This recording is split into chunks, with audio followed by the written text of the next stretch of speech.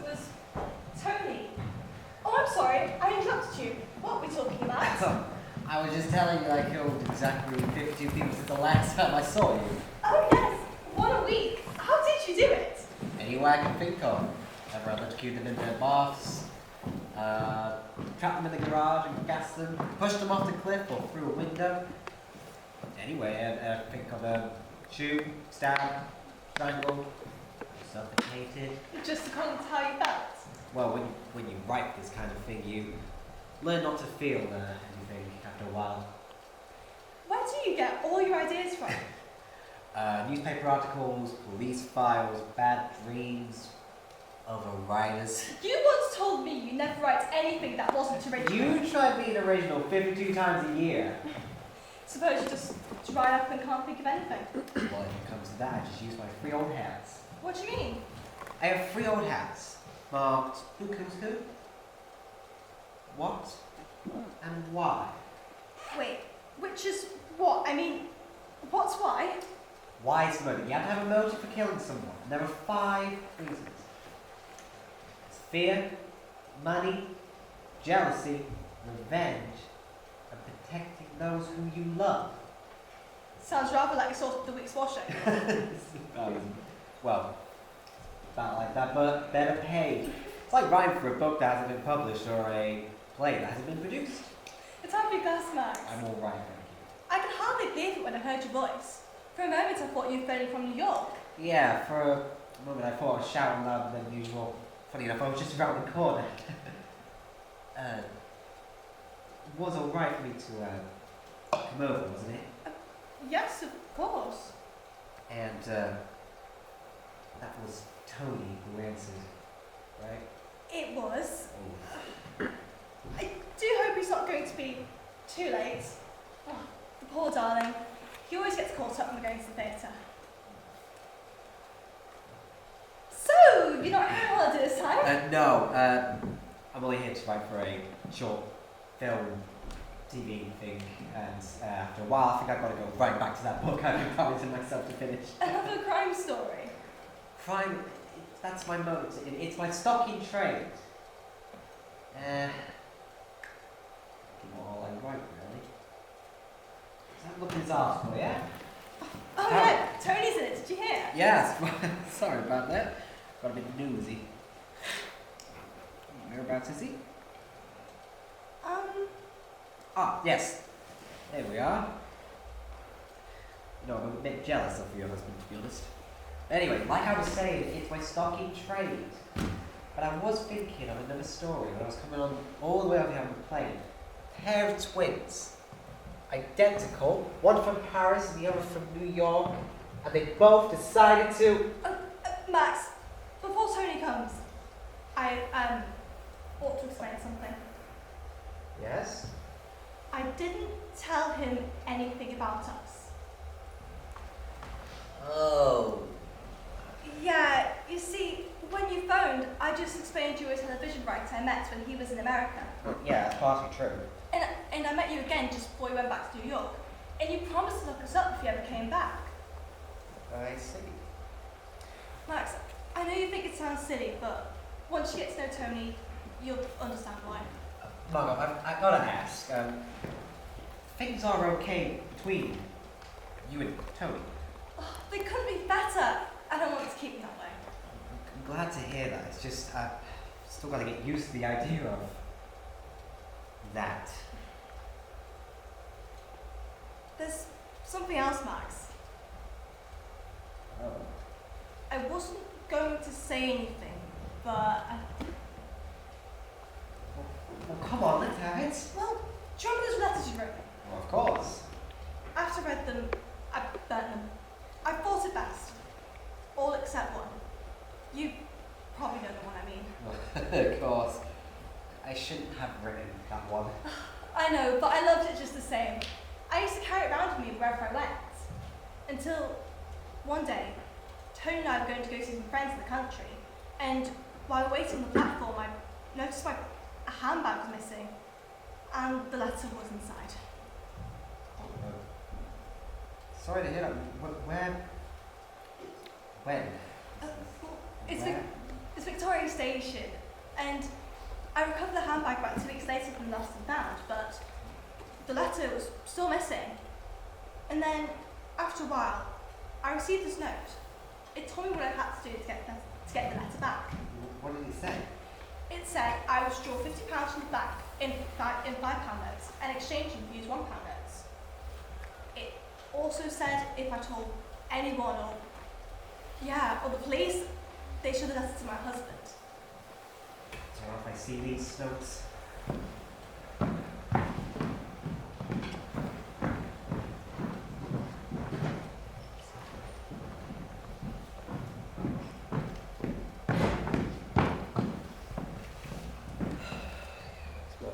Draw 50 from your bank in £5 notes and change them to use £1 notes in order to get your letter back. If you go to the police or tell anyone else, it'll show this letter to your husband, Tony. It's all caps, this could be anyone. And then, a few days later, I received this one. Oh. Type money in a package and mail to John S. King, 23 Newport Street, Rixon, SW. And you get your letter by return. Well, what's this place? Oh, that's a little shop. People use it for forwarding address. Did you give him the money? Well, yeah, since it was only £50, I thought I'd best pay up and have it done with. And you haven't heard from him since? No, and the letter was never returned. So, after a few weeks of waiting, I went there. They said they never even heard of a man by that name. And the parcel was still there, never been opened. He's probably in prison by the time. Is it alright if I keep these? Sure, if you like.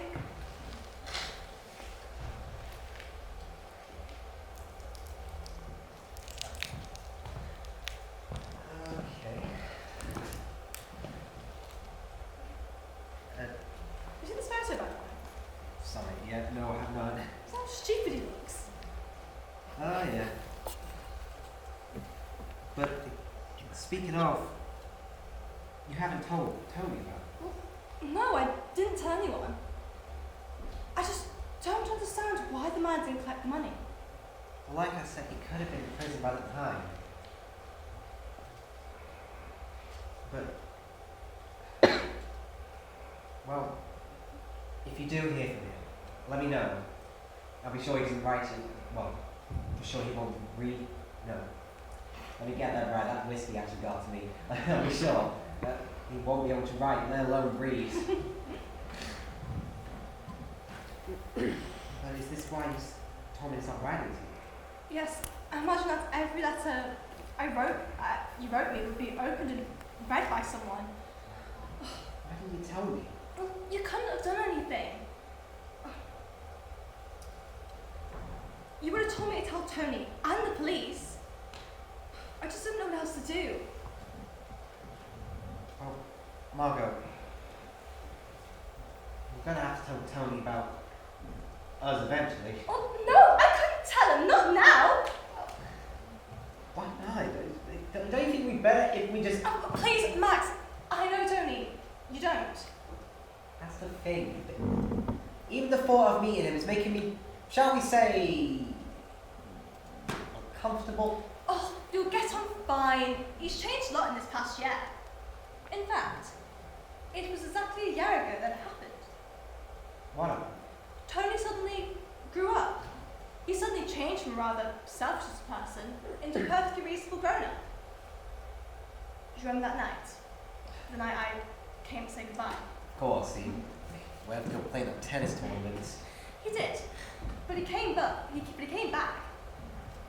When I got back from yours, I sat down on the sofa and had a cry. And then, when I woke up, I fell asleep, and then I woke up. And he was just stood in the hall with his bags and tennis rackets. He said he wanted to go to tennis for good and settle down. Just like that? Well, I didn't believe him at first, obviously, but he meant it. He got himself up the very next day and got himself a job. Oh.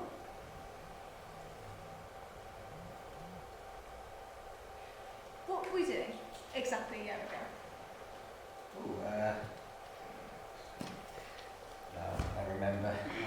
mushrooms into spaghetti. Then I turned around to face you and I said, I can't go through with this, let's find Tony and have it out with him. I know, and I felt exactly the same, but when it came to it, I could just stand there, quite uselessly, with a drip at the end of my nose. What did you do when I left? I was working on the embarkings of the Chelsea Gasworks. Were you thinking about the gasworks or me? I was thinking of my stories. You know what I'm like when I'm miserable? What were you writing? Sad story? A triumphant story. My character, coming back all the way from America with pockets full of money, ready to snatch his lady loves from the arms of her jealous husband.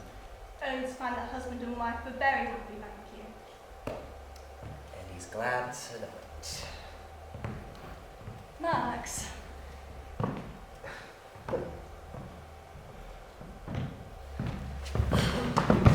Sorry, darling. The boss flew in just as I was leaving. Hey, you're back! This is Max Holiday. Hello, Max. Hello, Tony. Nice to meet you. Yeah. I'm terribly sorry to be so late. Has Margot been looking after you whilst I've been gone? We've been drinking ourselves silly waiting. Well, how'd you like it over here, Max? Fine. Is this your first visit to London? No, actually, it's not. Oh, yes, that's right. Margot told me. You write for the radio, don't you? Television for my sins. Ah, yes, television. Poor fellow, are you staying long? No, actually, gonna be. Oh, sorry, the whiskey's actually that bad. I do provide good whiskey. Yeah, but I am hoping to stay around and travel a bit. So. That's a good idea, but don't spend all your time at the museums and cathedrals. Once you've seen one, you've seen them all. Do you fish? No, I'm afraid I don't. Ah, pity. If you did, I'd suggest you go up to Scotland. He doesn't fish, darling. You're right. I guess that's it. Well, if you want showing any time round, just let us know. Darling, we could take Max to the Tower of London. I'm afraid I've already been there. Oh, that's a shame. I've always wanted to go to the Tower. But seriously, Max, if there's anything you want, we're here. Appreciate that, thank you. Darling, it's getting late. Have you booked the table? Yes, 7 o'clock. Oh, great! Get your coats, darling. Oh, darling, slight alteration in plans. No, don't say you can't go. I'm afraid so. Old man Burgess is flying to Brussels on Sunday, and we've got to get all of our reports done by tomorrow. Oh no, can't you just do it when we get back? Afraid not. It's going to take hours, and I'm going to have to make up half of it. Oh, well, can't you just come along later in the evening? If you give me a ring in the intermission, if I'm inspired, I might make it. Alright, well, I'll just get my things next. Well, let me give you the tickets, Max. Hi, thank you. I'm afraid this is extremely rude of me. Don't worry about it. You must come to dinner one night. Would it be nice? I say, are you busy tomorrow night? Saturday? I don't think so. Well then that's perfect. How about you come to a stag party, just round the road? Stag party? Yeah, some American boys have been playing tennis all over the continent and we're giving a sort of farewell dinner. But I don't play tennis. That doesn't matter, you know New York and all that. Oh, darling, Max is coming tomorrow night. Oh, good. You better stop by for a drink beforehand. That's the idea. Well, come on, Max, you best be going. Well, enjoy yourselves. Hey Max, Yes? try and sell that op ticket and get a drink from the proceeds. Bye, have a nice time.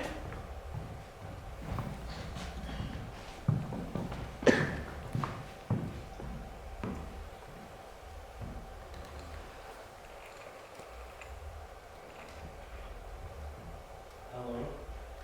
Hello, Hampstead 2837. Yes. Could I speak to Captain Lesgate, please? Speaking. Good evening.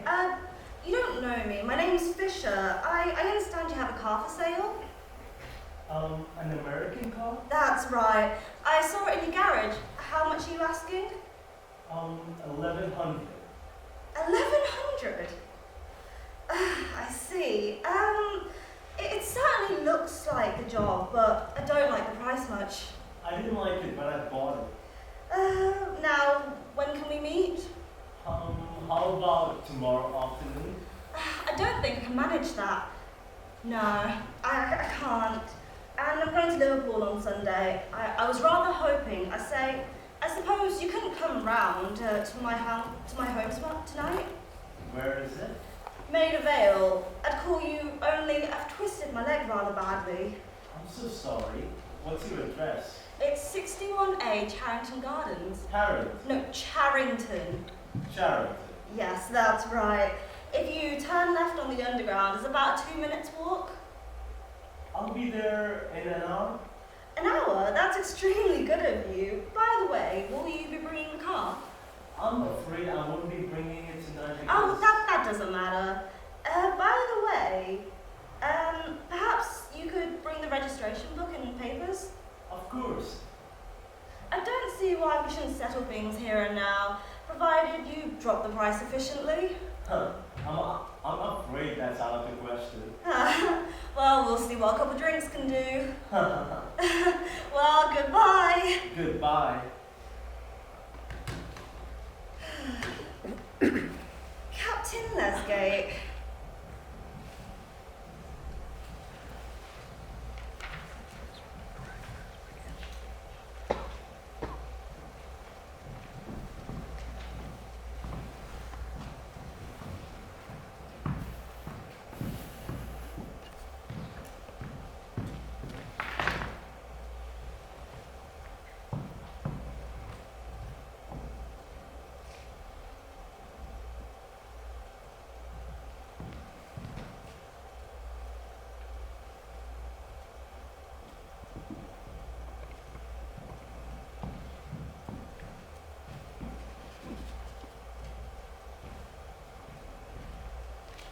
Mr. Fisher! Yes, Captain Lesgate.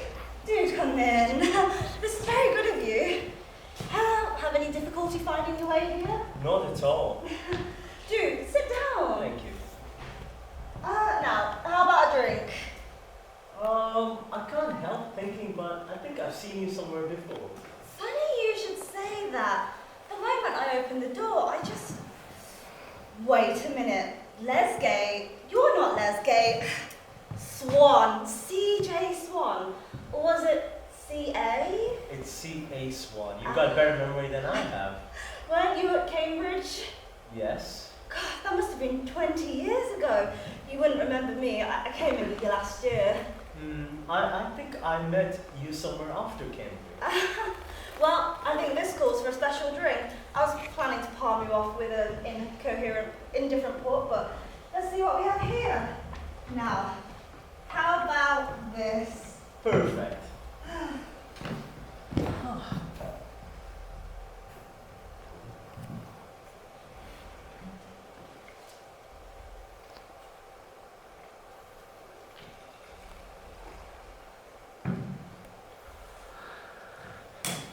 By the way, how do you know my car was for sale?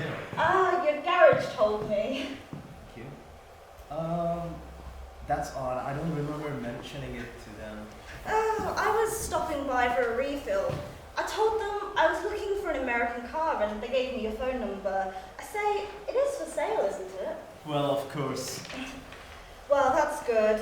I refuse to discuss the price until you've had at least 3 brandies. I warn you, I drive a hard bargain, drunk or sober. So do I.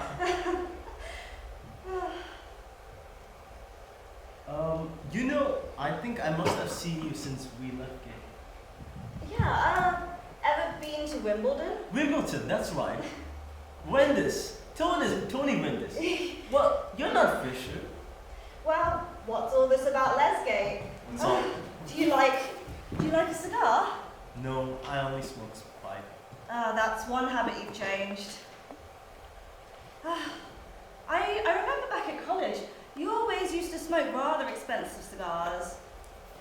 Wait a minute, I think I have a picture of you.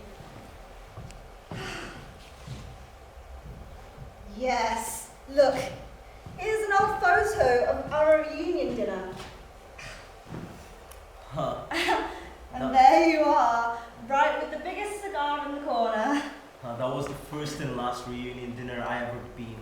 What a murderous thug I look. Yes, you do rather. Of course, I always remember you because of the college ball. You were a treasurer, weren't you? The honorary treasurer. I used to organize like beastly things. Yeah, some of that ticket money was stolen, wasn't it? Oh yeah. That's right, nearly £100. I left it in the cash box and in the study, and it's all gone. Yeah. It still makes me just sweat to think about it. Ah, well, it was the college porter, of course. Yes, poor old Alfred could never back a winner. They found the cash in the back of his garden. Yeah, but not money. Oh yes. Good Lord, 20 years ago. Yeah, well, what are you doing nowadays? I work in I don't follow tennis very closely. Have you played for Wimbledon this year? No, I've given up on tennis, or rather, tennis gave up on me. Once I was earning a living sometime, and I had a pretty good run for my money. Went around the world 3 times. I suppose you've been treated like a film star. Yeah, well, film stars get paid. There's that. Of course, I managed to save a bit on expenses. In 7 years, I put away just over £1,000. Not much compared to film stars, but... What are you doing now? Are you making up for your lost time, or...? I sell sports equipment. Not very lucrative, but gives me plenty of spare time. You know, I must say, you managed to run a very comfortable place. Yeah, my wife has some money of her own. Otherwise, I hardly feel like blowing £1,000 in your car. 1,100. Yes, people with capital don't realize how lucky they are. Of course, you could still marry for money. Well, I suppose some people make business out of that. Yeah, I know I did. Wait, you mean the girl you fell in love with happened to have money of her own? No, I always intended to marry for money. I had to. Whilst I was in first class tennis, I met wealthy people all around the world. I was somebody, and, well, while my dwindle lasted, I decided to snap up the first chance I got. I nearly married a tubby Boston Deb with $5 million. It got as far as the pictures, and then she threw me over for some heir of a chain grocery store. Funny how they stick together. I finally settled for a good deal less and a whole lot easier. Well, my wife had been a fan of mine for quite some time. Well, that's putting it pretty bluntly. Have I shocked you? No, not at all. I always admire a man who knows what he wants. I know what I want. Well, when you know what you want to pay for, that's the thing. Everything has its price. People fail because they want to buy cheap. At least I've learned to pay a big price for anything. When I want something, I then usually get it. Yes, I'm sure you do. I don't have a great deal of time. I was telling you about my wife. She got her money from a late aunt, who got it from her husband, who got it from his first wife. Of course, a large chunk gets lopped off every time, but it has managed to filter through quite a lot. So, you married for money. And why do you think she married you? Well, I was a tennis star. She would never have married a commercial salesman. But you've given up on tennis, hasn't she left you? She nearly did. Let me win this. I'll get you a drink. Well, thanks, old boy. Well, let's have that bottle over here, shall we? Good idea.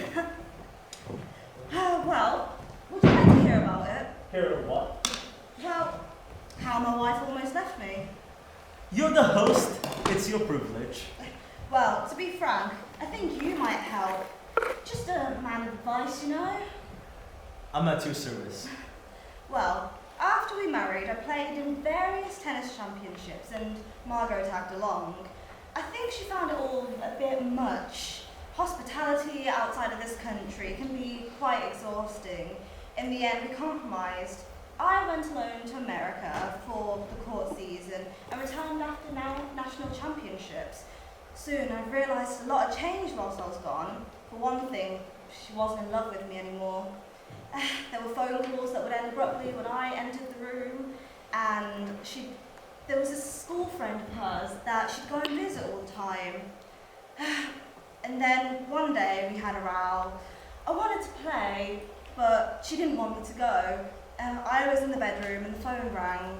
It sounded pretty urgent. After that, she seemed rather keen for me to go, so I packed my kit and drove off.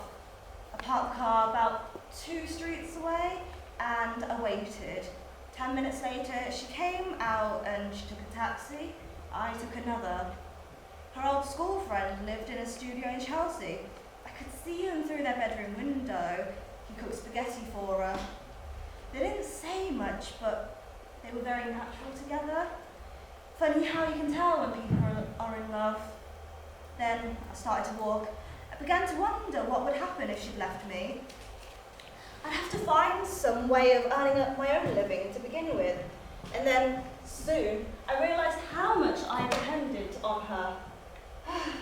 All these expensive tastes I had over the years. Well, I needed to figure something out because tennis had given up on me and so had my wife. And so I went to the pub and had a few drinks. I sat around the corner and I thought all sorts of things. I thought of 3 different ways to kill him, and then I thought of a way to kill her.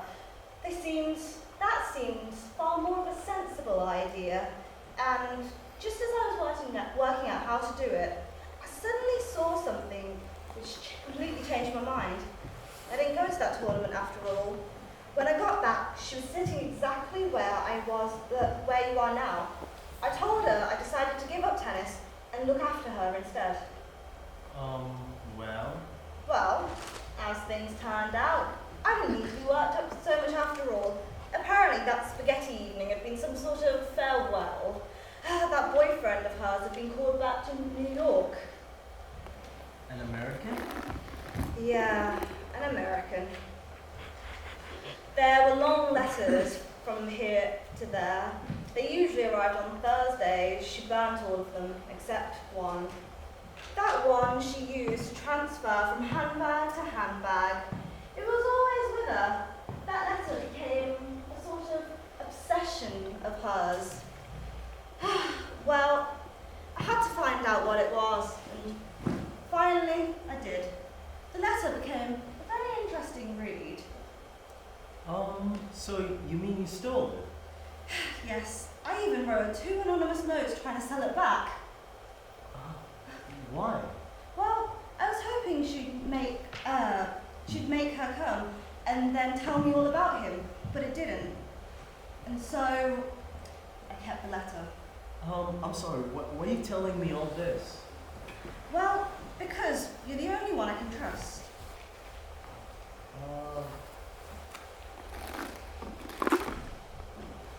Well, anyways, that did it. That put a fear of God into her because the letter stopped. And then we happily lived together happily ever after. Funny to think, just a year ago I was sitting in Knightsbridge pub, actually planning to murder her. Might have done it if it hadn't been for something that changed my mind. Well, what did you see? Well, I saw you. What's odd about it? Well, the coincidence. You see, only a week before, I'd been to the reunion dinner. The fellows had been talking about how you'd been court-martialed during the war, a year in prison. That was news. Mind you, at college, they said old Swan would end up in jail. Well, it was that cash box, I suppose. What about the cash box? My dear fellow, everybody knew you took that money. Poor old Alfred. Well, thanks for the drink. I'll take it as you don't want the car after all. And Well, don't you want me to tell you why I brought you here? you better. Thank you. It was when I saw you in that pub that it happened. Suddenly, everything became quite clear. only a few months before, Margot and I had made our wills, and, well, they were quite short affairs, leaving everything to each other. Back then, before any accidents, well, hers worked out to just over £90,000, investments mostly, all a little too easy to get at. And, well, it would be dangerous if they suspected me.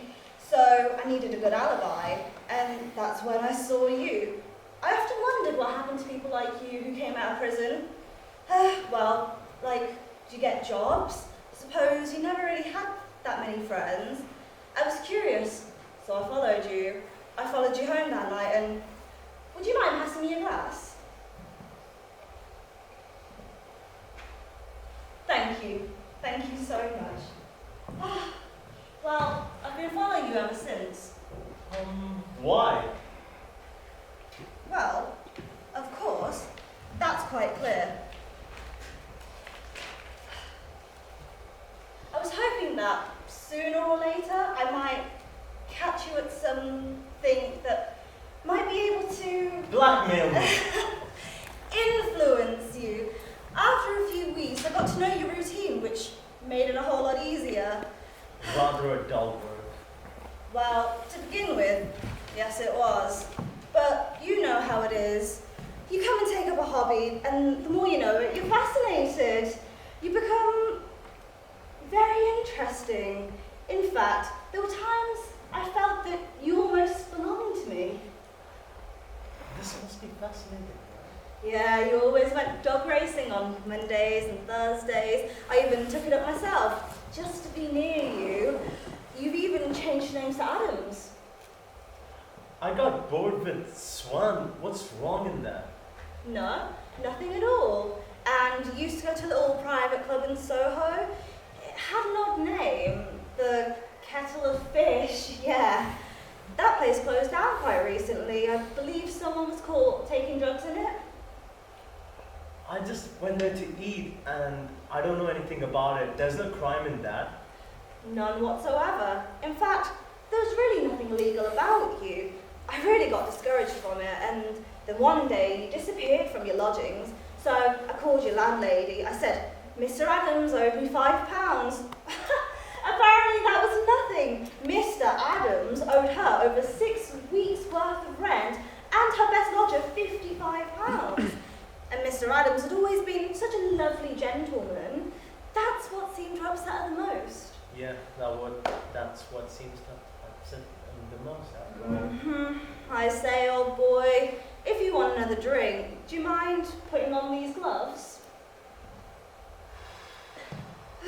Well, where were we? Oh yeah, I lost you. And then I found you one day at the dog racing and tailed you home to where your new lodgings were.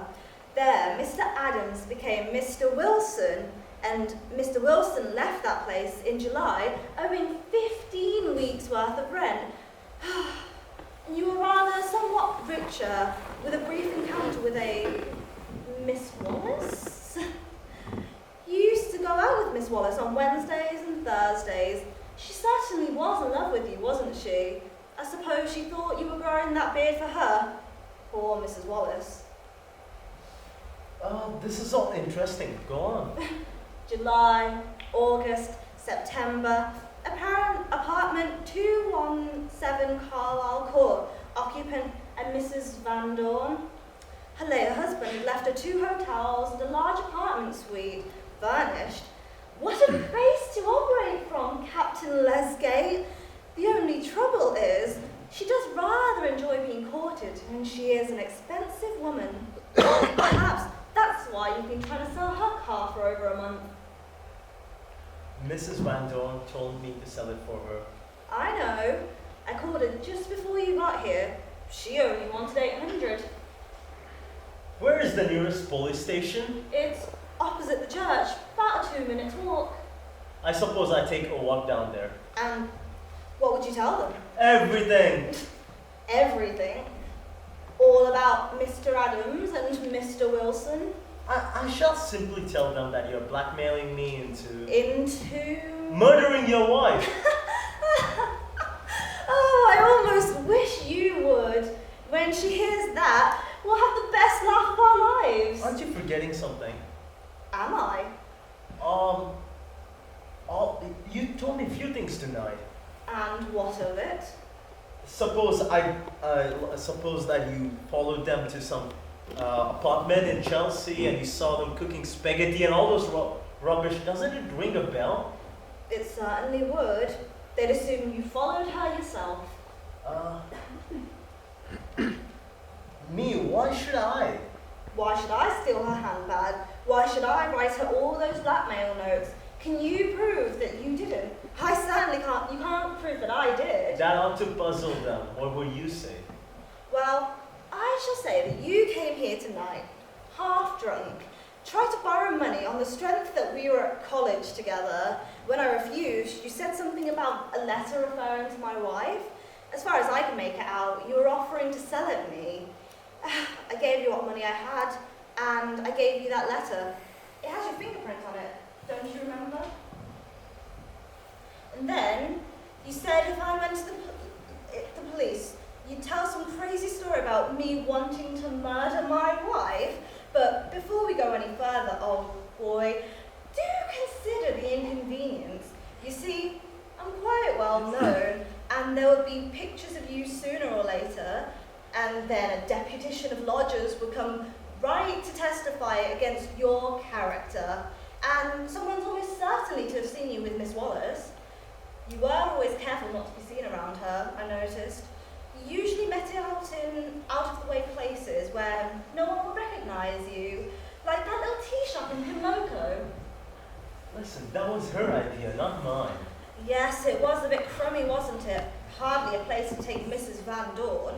By the way, does Mrs. Van Dorn know about Mr. Adams, Mr. Wilson, and Miss Wallace? You weren't planning on marrying Miss Van Dorn, weren't you? Smart, aren't you? Not really. I've just had time to think things out. Putting myself in your position. That's why I know you're going to agree. What makes you think I'll agree? For the same reason that a donkey with a stick behind him and a carrot in front goes forwards and not backwards. Tell me about this Karen. £1,000 in cash. For a murder? Yes. Well, if anything, it's just a few minutes of work. That's all it is. No risk, I guarantee. That ought to appeal to you. You've been skating on very thin ice. What do you mean by this? Well, you should know. It was all in the papers. A middle-aged woman found dead of an overdose of cocaine. Appeared as though she'd been taking the stuff for quite some time, but no one knows where she got it. But we know, don't we? Poor Miss Wallace. Yes, you should be able to take a nice long holiday abroad. Mrs. Van Dorn would be preferable to 10 years at Dartmoor. My £1,000 should see you safely married to her, and you'll find it makes such a difference to have a bit of money in the family. Okay, this £1,000, where is it? Well, it's in a small attaché case in a cloakroom. Where? Somewhere in London. Of course, we don't meet again. As soon as you've delivered the goods, I shall mail you the cheque room ticket and the key to the case. And then you can take this £1,000 on account. The police would have to trace one note back to you and they will hang us in the same room. They were. For a whole year, I've been cashing in an extra £20 a week, always in fivers, and then I changed them for ones at my leisure. Let me see your bank statement. By all means.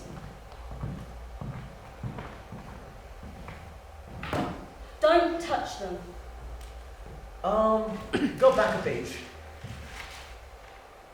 There is £1,000 missing here.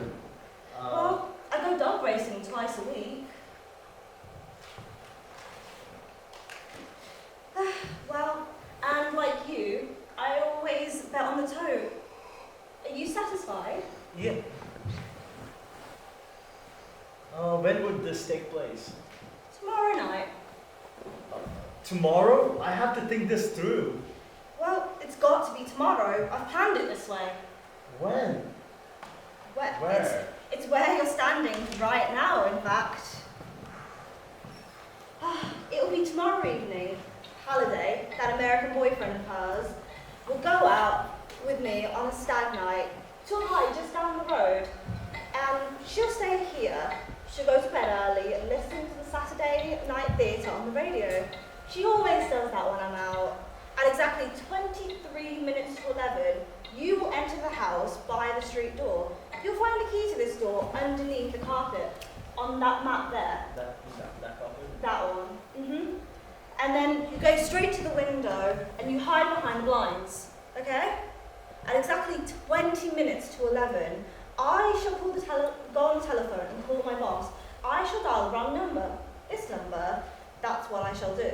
And then when the phone rings, you'll see the lights go on in the bedroom door. That way. When she opens it, she'll stream across over to here, but don't move until she answers the phone. There must be as little noise as possible.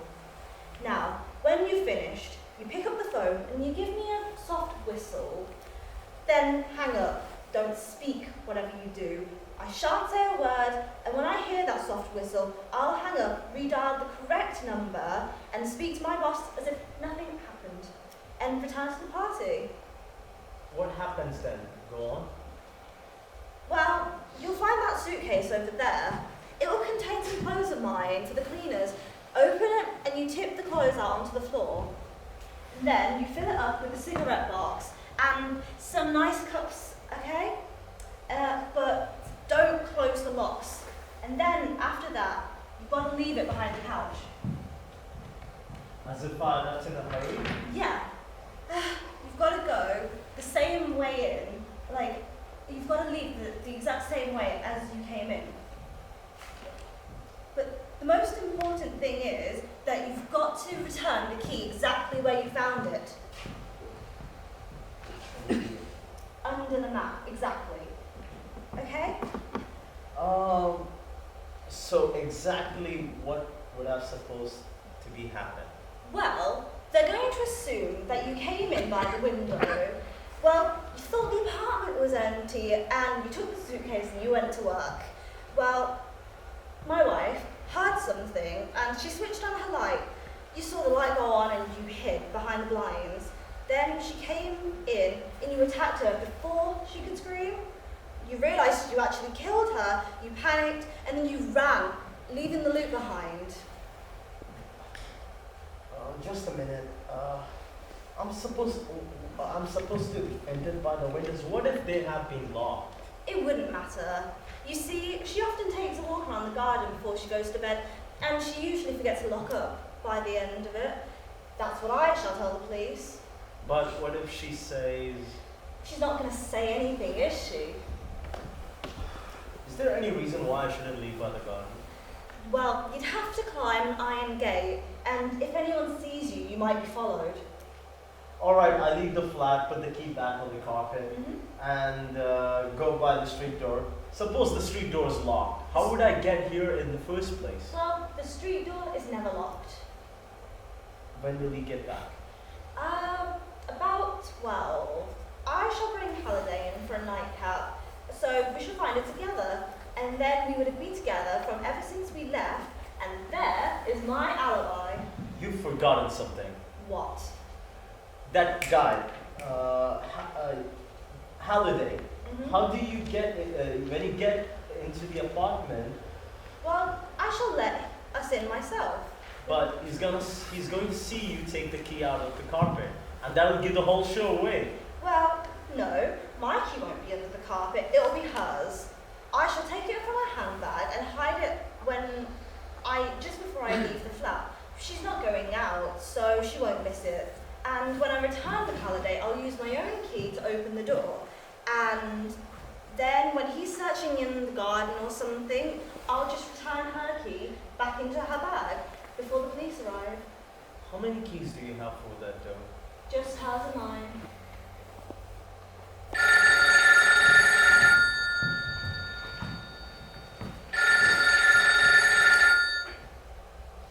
Maid Vale 0401. Tony, it's me. Hello, darling. How's it going? Wonderfully. It's really a dreadful play. I'm laughing every minute. Oh, I'm sorry. I mean, that's wonderful.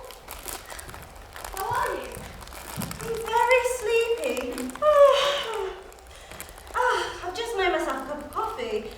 and keep myself awake. Oh, darling, just give me a minute. I think someone's at the door. Careful! You can be seen from the window over there. Sorry, darling. False alarm. You will join us, won't you? I'm afraid not. Hardly seem to have started. Oh, Tony, it never does work out, does it? Oh, we'll manage it someday. I say, darling. Yes? It seems awfully mean, but, would you mind if Max and I went somewhere afterwards? You see... Of course I don't mind. What are you going to do, dance? Oh, well, take him to Gary's. How do we get in? Just mention my name. I don't know about the band, but I know the food is nice. By the way, Maureen just rang up just after you left, and she wants to know about dinner on Wednesday. You've got something down in your calendar, but I can't read what it says. Looks like Al Bentail? Who's he? Another one of your boyfriends? Albert Hall, you idiot! Oh, the Albert Hall, of course. Well, I'm glad, because Maureen, she's such a filthy cook. There's the bell. I must fly. All right, bye, sweet. Enjoy yourself. Well,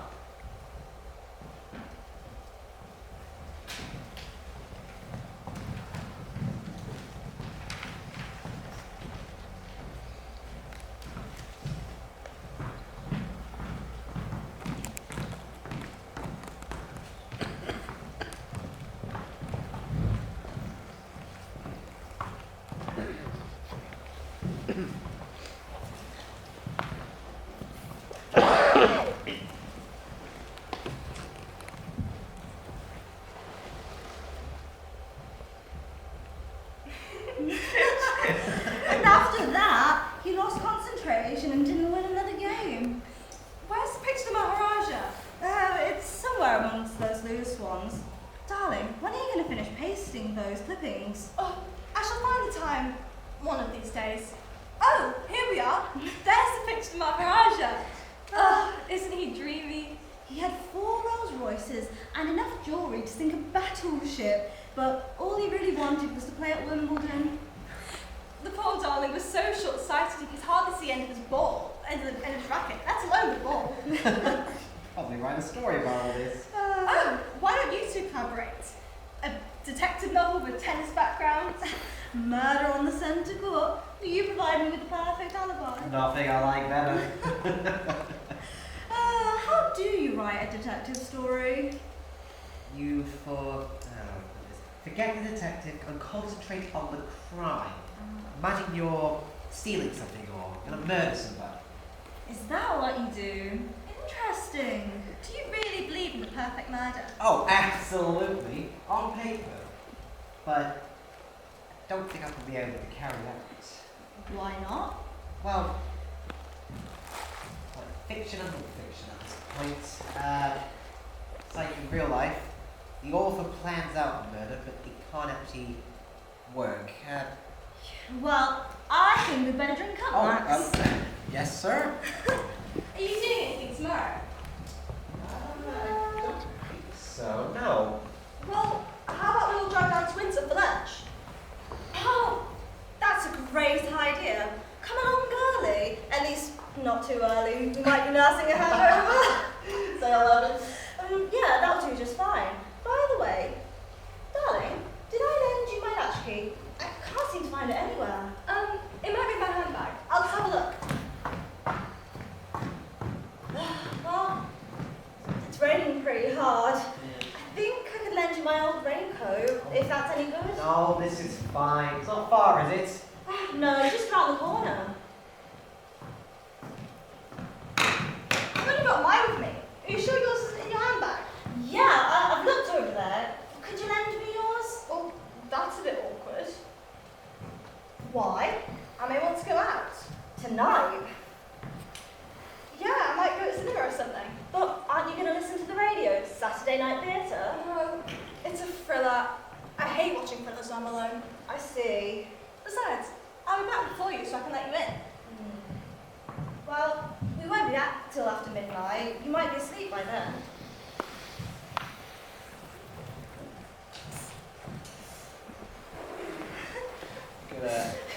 obviously under the mat. That's true. Well, let me check. Oh, I found it. Guess I must have had it in here the whole time. Well, that settles that. Well, what movie are you going to? The classic, I expect. Well, how will you get in though? It's Saturday night. I can always try. No, don't make me stay in. You know, I hate doing nothing. Nothing. But there's hundreds of things here that you could do. Have you written to Peggy about last weekend? And what about those clippings? This would be an ideal opportunity. Oh, well, I like the sound of that. You two go gallivant and tell you what, I'll stay and do these boring old press clippings. Well, very well then. We won't go. What? No, it's quite obvious that you don't want us to go tonight. So we won't. We'll stay here with you. So, what shall we do? Play cards? Tony, please. I'd better call the London Hotel and tell them we're not coming. Tony, darling, don't be childish about this. I'll do your old press clippings. You don't have to if you don't want to. Well, of course I do. How many days? I think there's some in the basket. Oh, the paint tube's empty. It would be. Never mind. Mrs. Lucas is bound to have some. Who's she? I was just across the street. I'll swing by in a bit. You haven't got any flour or starch, have you? That's a great idea. Do you know how to do it, Max? Just in 2 moments. Oh, that good old Max. I'm sorry, darling.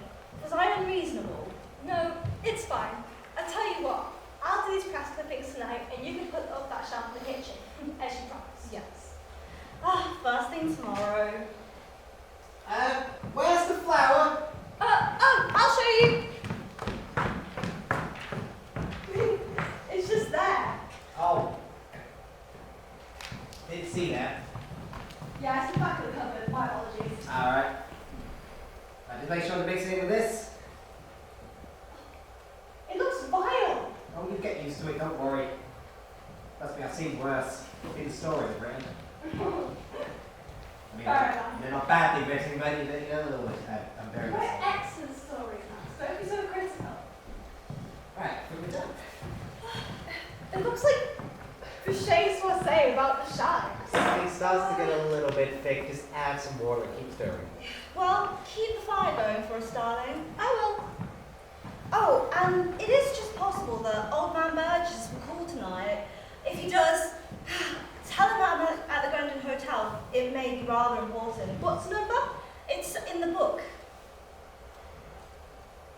All right. Well, you two enjoy yourselves. Oh, good night, Margot. Good night, Max. Hey, be sure to run Max home afterwards, won't you, darling? Of course I will. We'll drop in for a nightcap. Sure you won't be up? I shall be fast asleep, and I don't want to be disturbed. Okay then, well, we'll be as good as mice, hey? Good night, darling. Good night. Come on, Max, let's get going.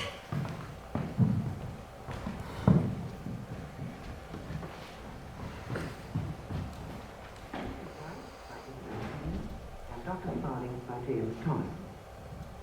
The scene is set in the Preston's house in the London suburbs. The year is 1950. Home at 7.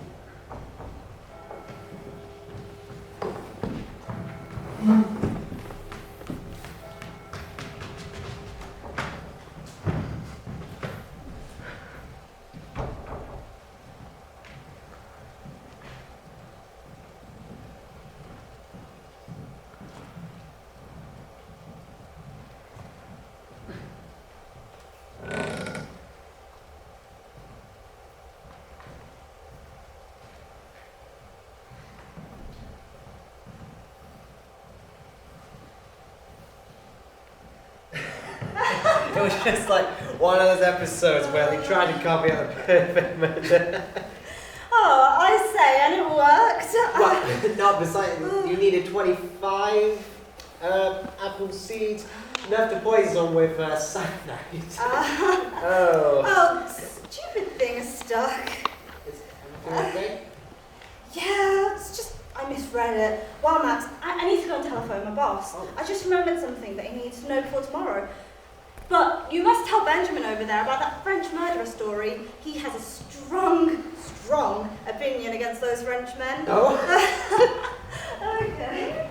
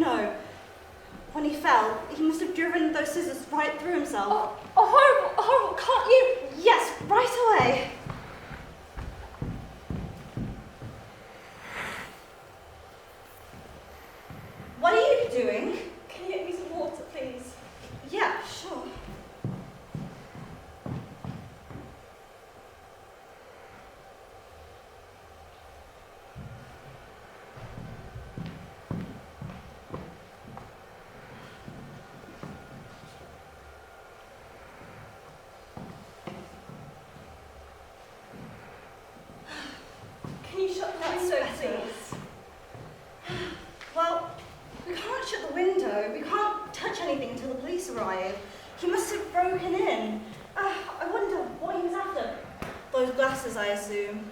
When will the police be here? Haven't you called them already?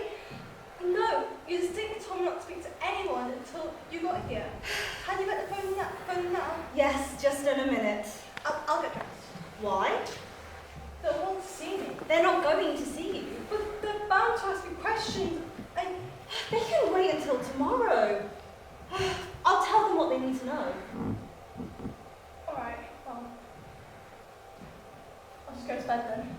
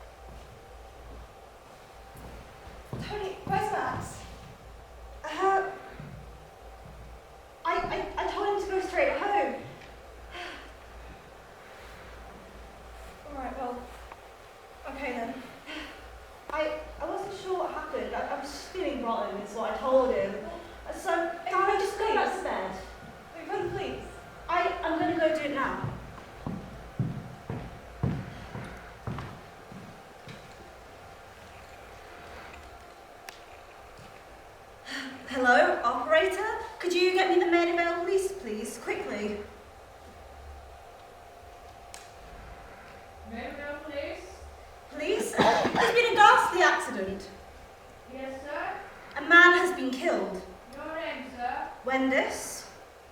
G-I-double-S? No, D-I-C-E. Your address, sir? 61A, Charrington Gardens. It's the ground floor apartment. When was this accident? About 10 minutes ago, he broke in and attacked my wife. Burglar? Yes, I'll explain everything when you get here. How long do you think that will take? About 2 minutes. Okay, 2 minutes. You don't touch anything, will you, sir? No, we won't touch anything. Now, goodbye.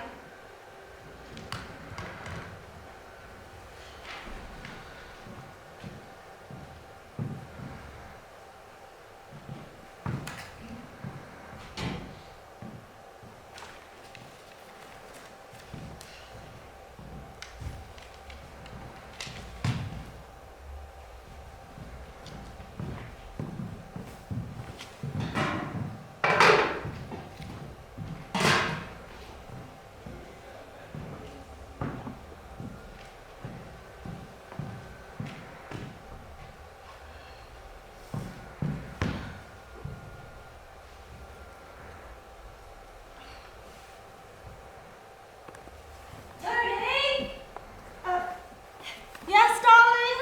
I'll be just a minute.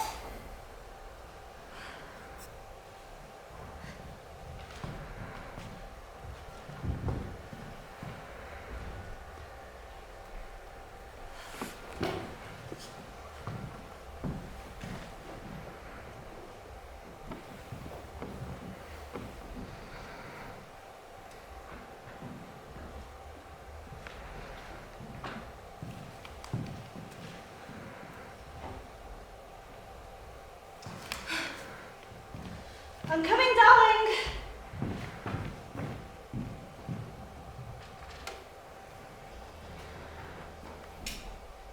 More coffee? No, thank you. We better phone Max and tell him. Well, I have. He's on his way over. Did he enjoy the party last night? He certainly did. He made a remarkably good speech, except that he kept on referring to us as limeys. Oh, yes. He's all there now, Max. Where did you dig him up? I met him at Peggy's once, yeah. And then again just before we went back to New York. Oh, yeah, so you told me. Tony, By the what did way, you? sorry. No, go on. I've closed the shutters in the bedroom, that's all. Why? Well, people have started going out with their Sunday papers, and we now have a collection of refined snoopers. Oh, no way, it's in the papers already. I don't think so, not yet, but news travels fast. What were you going to say? I don't remember, it's gone for the moment.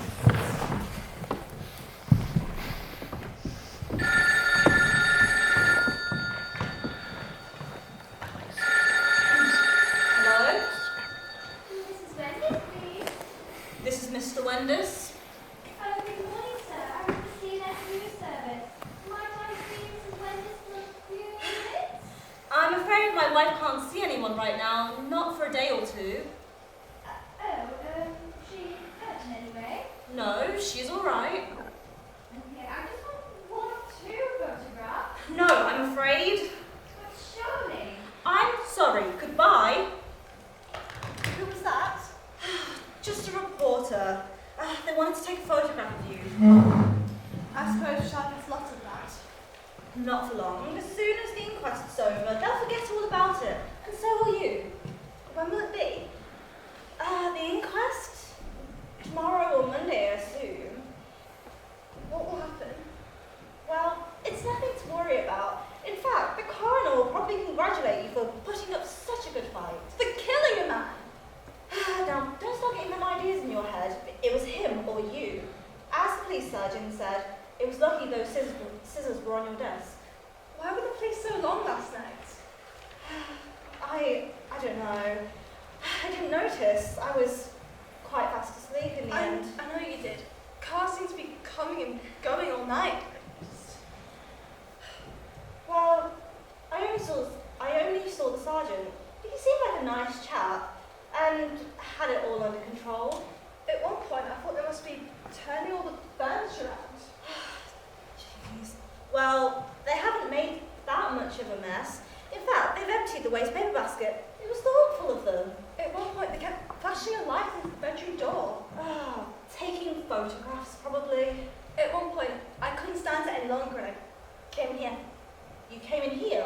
What for? to ask them how long they expected to be, but all I could do was stand there quite uselessly. They all just stopped what they were doing and looked at me. They were measuring things with tape measures and then they kept opening and closing those shutters and then there were a pair of shoes on the desk. His, I suppose. Oh, it was awful. Well, darling, before I forget, the sergeant wanted to know why you didn't phone the police immediately. But how could I? You were on the phone. Yes, I know, but You distinctly told me not to tell anyone until you got here. I know, darling, but I told him a slightly different story. Why? I said you didn't call the police because you naturally assumed I would phone them after the hotel. Why would you say that? Well, because it was a perfectly logical explanation, and he accepted it. You see, if they got the idea that we delayed it in some way, even for a few minutes, they might have So you been want me to worried. say the same thing? Yes, I think so. So, just in case that comes up, I expect that's Max. Will you let him in, darling? I've just got to get rid of some of these. Good morning, madam. Oh, good morning. Mrs. Wenders, I assume? Yes. I'm a police officer. May I come in? Sure, let me go tell my husband that you're here. Thank you.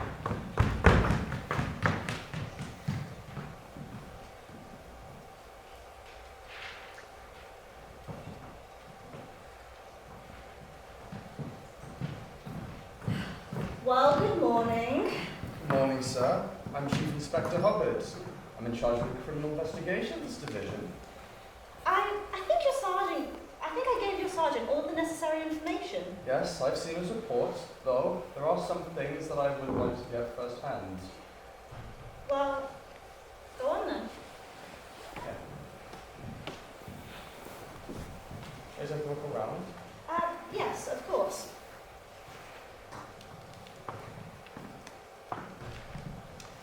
Am I right in believing that you weren't there when your wife was attacked? Well, no, I was at a dinner at the Brendan Hotel. Just down the road? Yeah, by a coincidence, I happened to be phoning my wife when she was attacked.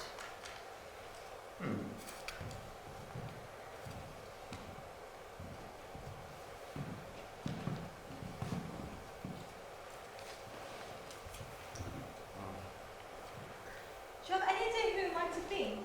Yes. Oh, at least we know where he lived. There's still some confusion as to what his real name was. Go on. He appeared to have several. Ever seen him before? No, I haven't. Oh, is this him? Yes. Do you not recognize him? No, not at all. Are you sure about that? Well, yes, you see, he attacked from behind and it was dark. I couldn't see him at all. Before I showed you those photos, you said you never saw his face before. How could you know that if you never saw it? I don't quite understand. Inspector, my wife simply meant that, as far as she knew, she'd never seen his face before. Is that what she meant? Yes, I'm sorry. How about you, sir? Recognize him? No.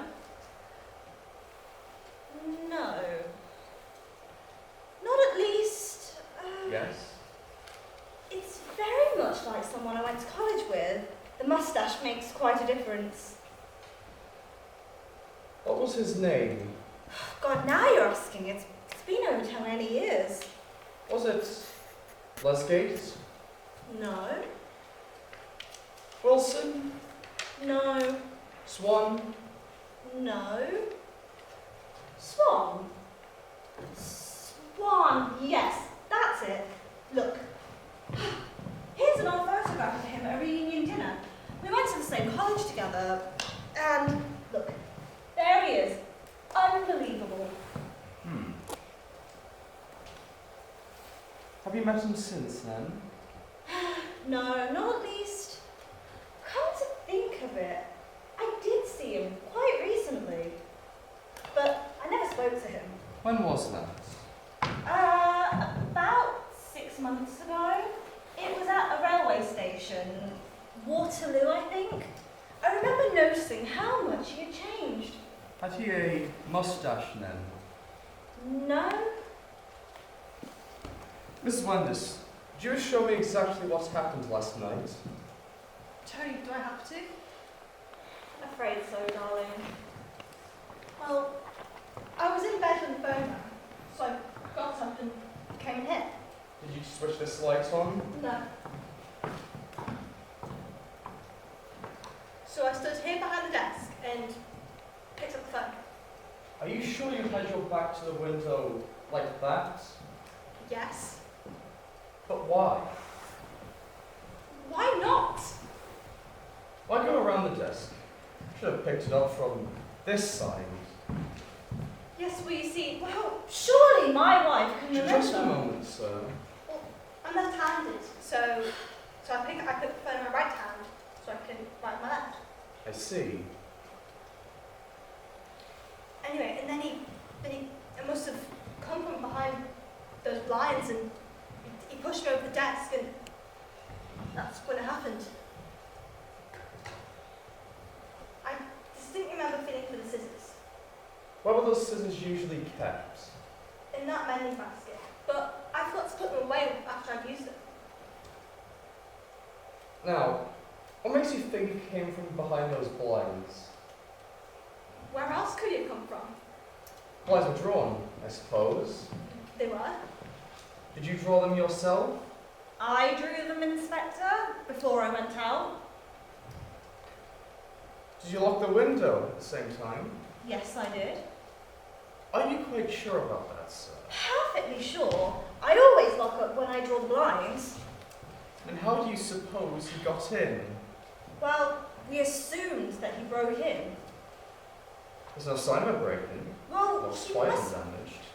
Well, he must have done. Well, when we got back, the window was wide open. At least, Margot, are you sure that you didn't go into the garden? I did go out for a moment to get some air after he attacked me. Did you call for help? No. Say you pushed the window open. Are you sure you didn't lock it first? I don't quite remember. Was it already open? Probably. Mrs. Wanders, why didn't you call the police immediately after this happened? Well, I couldn't because Tony was already on the phone, and I naturally assumed he'd phone the police from the hotel. Didn't it occur to you to call for a doctor? No, he was dead. How did you know that? It was obvious. What gave that away? Well, it was quite distinctly true. He just one look into those staring eyes. So you did see his face after all? I saw his eyes! I didn't see his face! Inspector, my wife has obviously never seen that man before. If he didn't get in by those windows, then how else could he have gotten in here? As a matter of fact, I'm quite certain he came in through this door. But it was locked. How many keys Margaret? are to this door? 2. Mine was in my handbag, and you had yours with you. Yeah, that's right. Has the caretaker got a key? No. Do you employ a charwoman? Yes, but I'm always in when she arrives. And what makes you think he came in that way? His shoes. His shoes? See, last night, the ground was soaking wet. If he had come through the garden, he would have left marks all over the carpet. He didn't, because he wiped his shoes on the doormat. And how can you tell? The mat's fairly new, and some of the fibres came off in his shoes. Yeah, but surely. And there's a small tar stain on the doormat, and some of the fibres show this as well. There's no question about it. Well, Wait a minute, I think I've got an idea. Do you remember your bag was stolen? Well, wasn't the key inside? Well, yes, it was, but it was still there when I got it back. Just a moment. I'd like to hear about this. What sort of bag? It was a handbag, Inspector. My wife lost it at the train station. I recovered it about 2 weeks later from the loss of the bag. But the key was still there. Did you lose anything in particular? No. Well, the money had gone, but that was Anything it. else? No. No papers? No letters? No. Are you quite sure about that? Yes. And your latchkey was in your handbag when you lost it? Mm-hmm. Where was that bag found eventually? Victoria Station. Well, whoever stole that money could have also had the key copied. Before you go any further with this, how did he get through the street door? Well, the street door's always unlocked. I see. You could have had your key copied, then used that key to open the door. But of course, he didn't. And why not? Because if he did, the key would have still been on him when he died. But no key was found when we searched through his pockets. Well, I see. Well, you seem to be back where we started then. Not quite. You said you saw this man at Waterloo Station. Yes? Are you sure it wasn't Victoria? Well, it may have been. When did you lose your handbag? Wasn't it that weekend that we went to Peggy's? Yes, it was, and it must have been at Victoria then. I remember. I think he was sitting at a restaurant when I saw him. And was that where you left your handbag? Yes, it was. You were with me, of course, and didn't I say something about him being someone I went to college with? I don't remember. Looks like he did have something to do with the handbag after all. Next thing to do is to get this all written down. I'd like you both to make your official statements before this inquest. My office is only a few minutes away from here. Perhaps you could come now?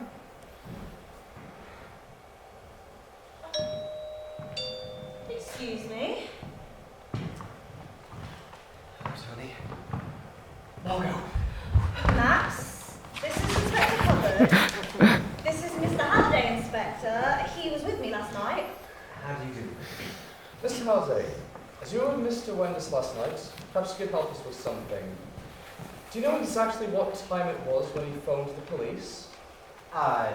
Yes, about 20 to 11.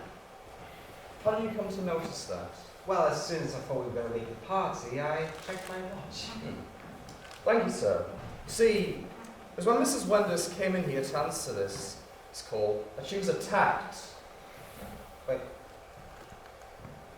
you need to tell me that you were going to phone Margot. Yes? I know what I was going to ask you. How come you phoned me? Well, I ended up needing to call my boss, and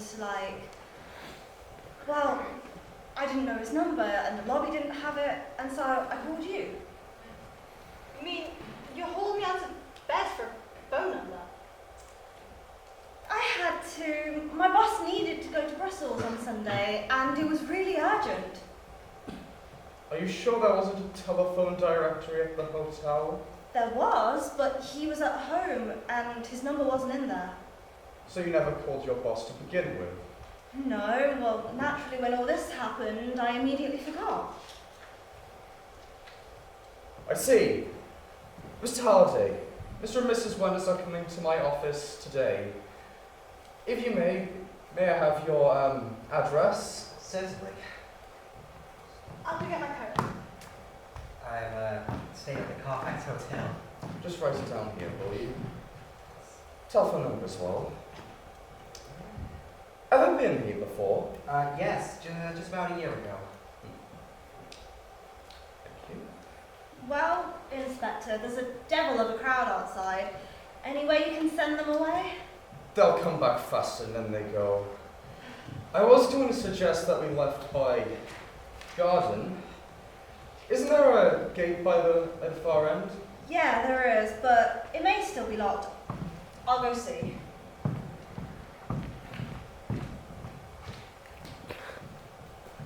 How much does he know about you and Mrs. Wendy's? I have no idea what you're talking about. You sent a letter to her from New York. How? A letter was found in the dead man's inside pocket. I didn't tell Mr. Wendy's about this because I wasn't sure how much you knew. Do you have any idea how that could have gotten there? No, I have no idea how I got in there.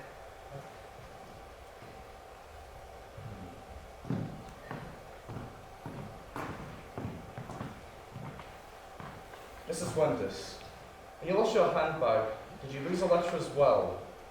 No. Margot was found in the dead man's pocket.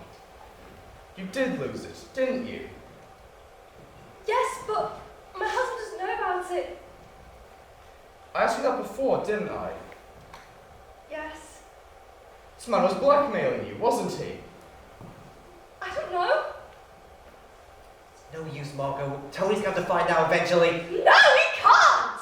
Inspector, before Mrs. Wendy's lost those letters, these two appeared. Last February. How many times have you seen this man? I've never seen him! Mr. Holliday, I'll let you come along with us. Of course. Mrs. Wendy's, when you come to make your statement, there will be other police officers present. I must warn you that everything you say will be taken down and used in as evidence. Now, ignore everything you've told me so far. You'll forget about all that. Just tell me exactly everything you know about this man and exactly everything that happened last night. If you try to conceal anything, it may put you in a really bad situation. I wish you'd explain what you mean by all of this. I will. You admit that you murdered this man. You said you did it in self-defense, but there were no witnesses, so all you've really got is what you said. But I heard it all over the telephone, Inspector. What did you exactly hear, Mr. Wenders? I heard a thud and... Anything to indicate that a struggle was going on? Well, what I heard was perfectly consistent with what my wife told me. So, all you really know is what she's told you, isn't it? You suggest that this man came to burgle your flat, but there's no evidence to suggest that. There is evidence, however, that he tried to blackmail you. Blackmail? It's true. You suggest that he came in by the window, and we know he came in by that door. You can't have. That door was locked and there's only 2 keys. Mine was in my handbag and my husband had this with him. You could have let him in. Are you suggesting that she let him in herself? At present, that seems to be the only way he could have gotten in.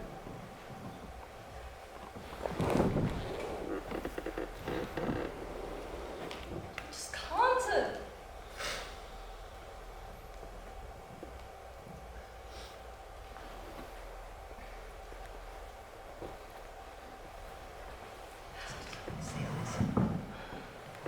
Well, what do you think, Inspector? We know. See, we found a silk stocking outside the window. Had 2 knots tied in it. Does that mean anything to you? I suppose that must be what he used, yeah. Well, we found that twin stocking wrapped in newspaper at the bottom of a wastepaper basket. Could you explain why your attacker should do that?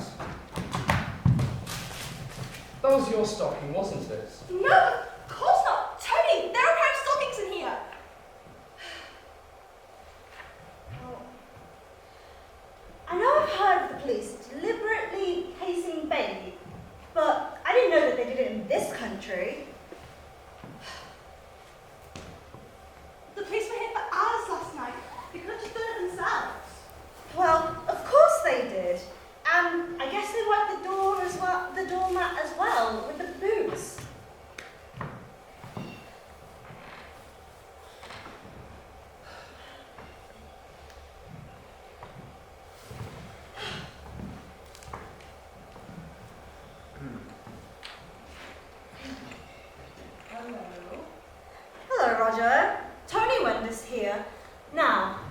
Listen, Roger, we had a burglary last night and Margot was attacked.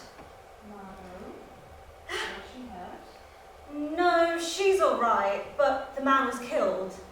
And the police are here now, but don't laugh, but they're saying that Margot killed him intentionally. I wouldn't say that if I were you. Well, that's a good one. Yes, it is funny, isn't it? Now, can you come around at once to the Maidvale police station? Be there right away. Thanks, old boy. Goodbye.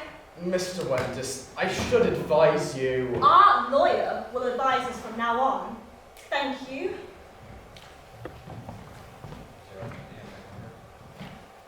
Thank you, Max.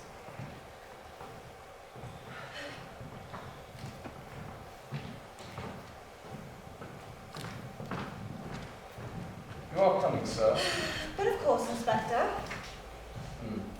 Yes. Just wondered.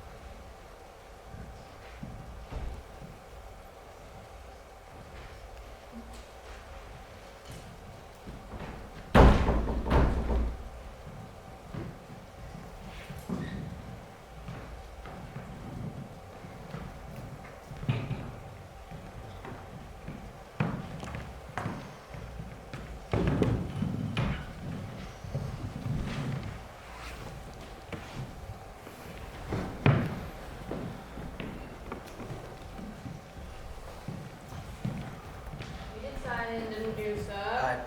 Yes, I did the right date. And I am February 23rd, right? Yes, 23rd of February it is. Max, darling, it feels like years since I've seen you. I was only here last Thursday. How have you been, by the way? Well, I was chewing actually. You know, two things have been completely convinced. My stocking, but I'm not sure about how we're supposed to swap things. Yeah, I'm sure we'll figure it out, but I'm glad that you've gone through the denial stage. Margaret, we need to keep a clear head as much as we can. I underestimated him, you know. I never thought he would pull off something like this. But Max, the other thing that has me completely convinced is that day is getting closer and closer, and yet. Don't say it. Max, I can't act like I'm not going to be getting executed one day soon. But yet, what tipped it for me is that my dear loving husband hasn't been to see me in nearly 2 months. And I thought it might just be down to sadness or something. But I figured out that the press stopped coming here in December, and then came no visit from Tony. This filthy scoundrel who just knows how to butter the public up.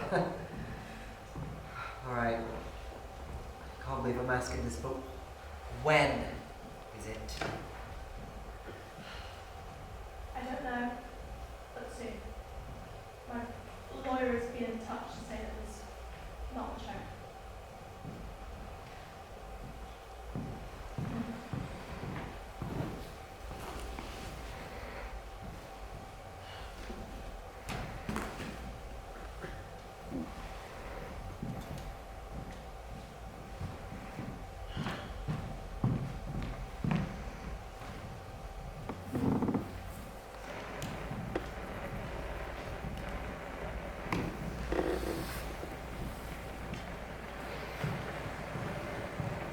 The main obstacles for the export of fruit and vegetables.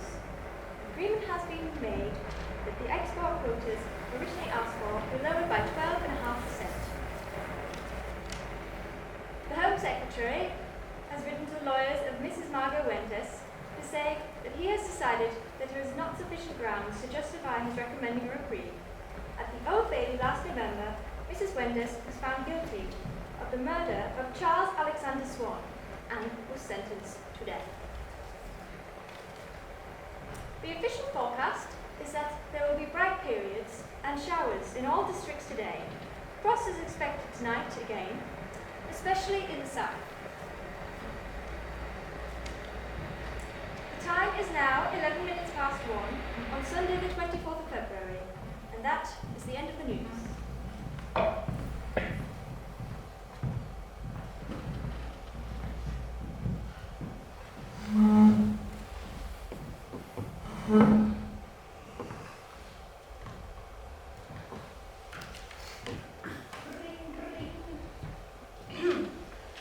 Hello? Mr. Winters, Yes? Pendleton here. Oh, good afternoon. Have you decided about the letter? Yes, I'll be quite frank with you. The cost of the defence has been very high. I'm going to have to ask for £500. 500? But I'm only asking for her letters. Yes, that's all very well, but how would you like your wife's letters read to millions of people? I'm preparing to offer $350. No, I'm sorry. I've quite made up my mind. Could you give me a little time to think this over? By all means, think it over, but I'm going away the day after tomorrow. Excuse me, I shall have to ring you back.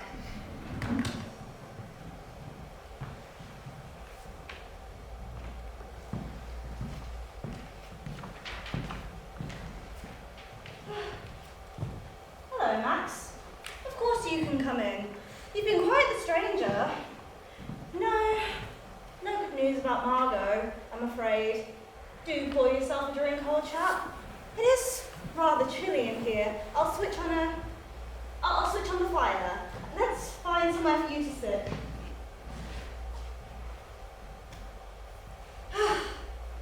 I've hardly seen anyone for weeks. I'm getting quite used to it. I've had to move in here because everyone in the street stops and peers, and through the bedroom window, when the appeal failed, they started climbing into the garden. You can't blame them. I suppose it's cheaper than the to-do and far more topical.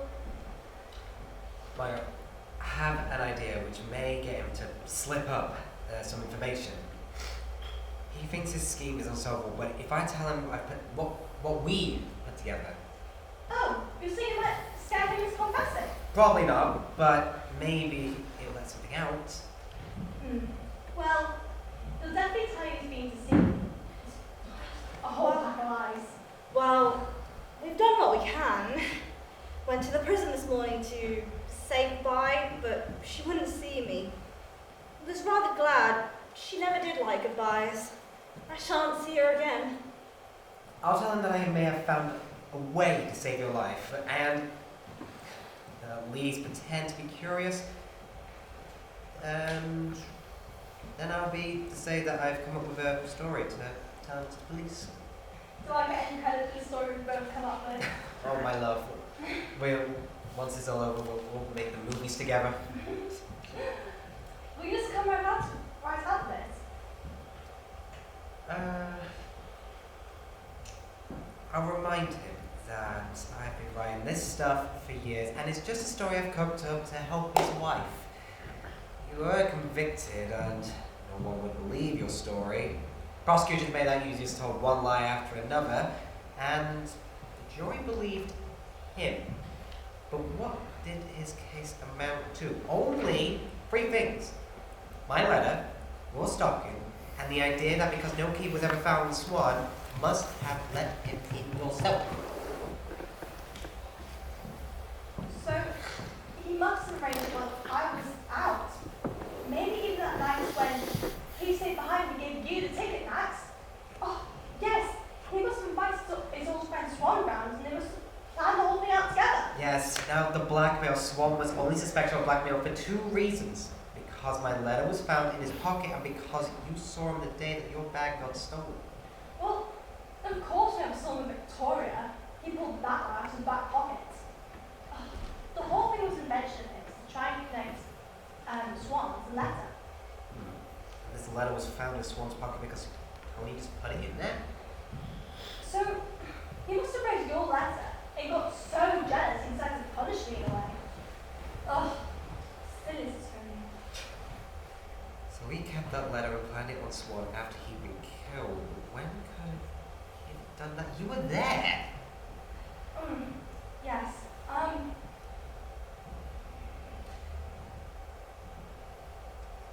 You know,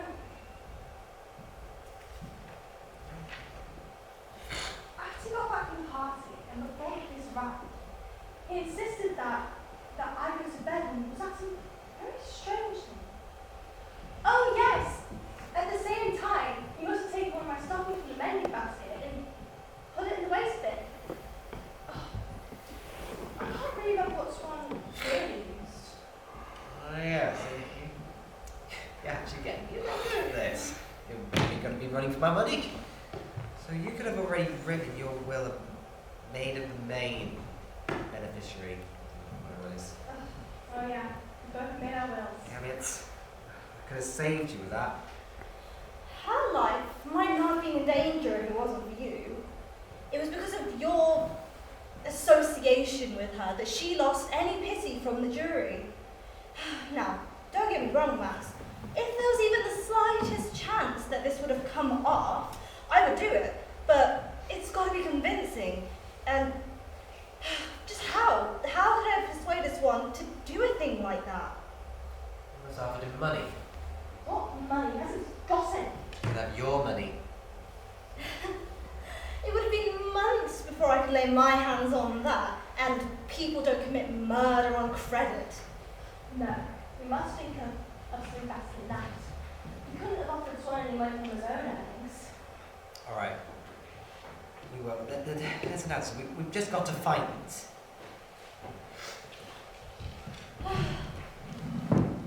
You know, it's tomorrow morning.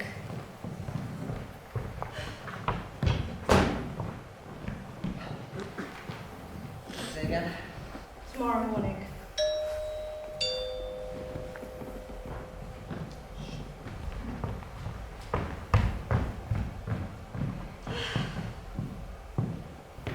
Hello, Inspector. Is this about my wife? No, I'm afraid not. Then what is it? I've been making inquiries in connection to a robbery that took place a few weeks ago. Well, can't this wait a few days? Yes, Mr. Swanson, I'm very aware of your current position.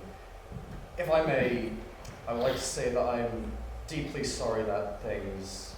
Yes, Inspector. How can I help you? Well,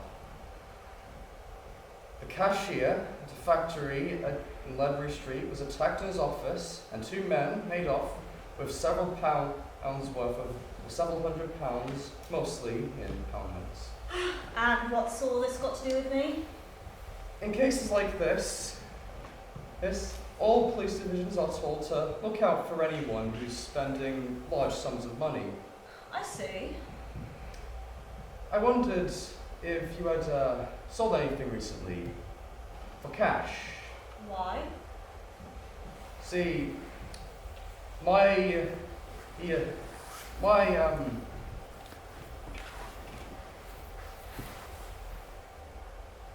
sergeant happened to be making inquiries at Wales's garage the other day. Turns out that you had set an account there recently for just over £60. Yes, I did happen to have quite a lot on me at the time, so I paid in cash. I see. Had you just drawn this money from your bank? Have you seen my bank, Inspector? As a matter of fact, I have. They wouldn't help me though. Bank statements are jealously guarded. Where'd you get it? Is that any of your business? It was stolen money then. Yes, sir. It is my business. Do you really think I've been receiving stolen money? Until you tell me where you got it, I shan't know what to think. You see, if you got that money from someone you didn't know, well, then maybe the very person that we're looking for. Oh? Somebody's latchkey on the floor. Is it? Well, I've got mine, so it's not mine. Yeah, it's not yours. In fact, it's mine. Yes, it is mine. There's a hole in my pocket. Huh. That's the thing with these keys. They all look alike. I'm sorry, so what are you talking about? I don't think I was. Oh yes, the money. I'd be grateful if you tell me where you got that. I mean, £100 is quite a lot to carry around. Well, you said 60 a moment ago. Did I? Oh, yes. See, my sergeant decided to dig a little deeper. Found out that you had paid a bill for your tailor and for wine and spirits. Ah, yes. Well, I'm sorry you went through all that trouble. If you had just come to me, I could have told you it all. I win a lot of money at gambling at the dog races. Over £100. Yes, over £100. It is possible, you know. I see. Why didn't you tell me this straight away, sir? Well, because I am a little ashamed to be caught going dog racing while my wife is under the sentence of death. I understand. I'll take your mind off things. Well, that should be everything. I'm sorry to have had to bother you at this time, sir. Not at all. Oh, there is one more thing. Have you a blue attaché case? Don't say you found it already. Why? Have you lost it? Yes. I was supposed to report it this afternoon. I think I left it in a taxi. How did you know about that attaché case, Inspector? The wine shop mentioned that you had it with you when you paid your bill. I decided to check back up with your tailor and the garage, and they mentioned the same thing. Yes, I use it instead of a briefcase. Well, these taximen are pretty good at handing things back in. I hope you get it back. Oh, Mr. Halliday. Before you go, Inspector, I think Mr. Withers has to tell you something. Oh, does he? Where is it? What's come over you, Max? So, a blue attaché case just here. Have you gone mad?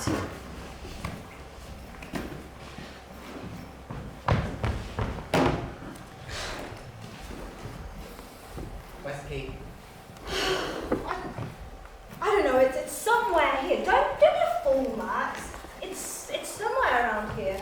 I don't know what all this fuss is about. Max, what are you doing? Just a moment, sir. Why did you tell me that you left the case in a taxi? I think this is ridiculous what he's doing. Calm down, Max. It's alright. Just get you in here.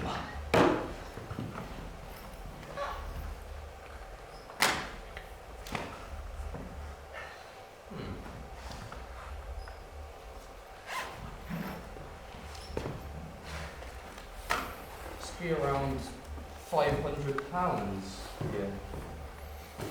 Where'd you get it? I'll tell you where he will get it. Where he got it. He's been saving this up ever since after the accident. So basically, he was going to give it all to Swan, but since technically that accident happened that night, he saved it all himself. Well, Mr. Wanders. You said you'd do anything to save your wife. What's changed your mind? Before you came, Inspector, he was trying to persuade me to tell the police the most fantastic story. Apparently, I bribed Swan to murder my wife, and correct me if I'm wrong, Max, so that I could inherit all her money. And that isn't all. If you remember that letter from Mr. Halliday's, well, it wasn't Swan who stole it, I did. And And I wrote those 2 blackmail notes as well. I kept Mr. Halliday's letter, and I apparently planted it on the body. And the stocking which was found? Oh yes, the stocking. Perhaps I'd better tell this. It might sound a bit more like a confession. I substituted the right word. I substituted my wife's stockings for the other one. You follow me, don't you? What else, Max?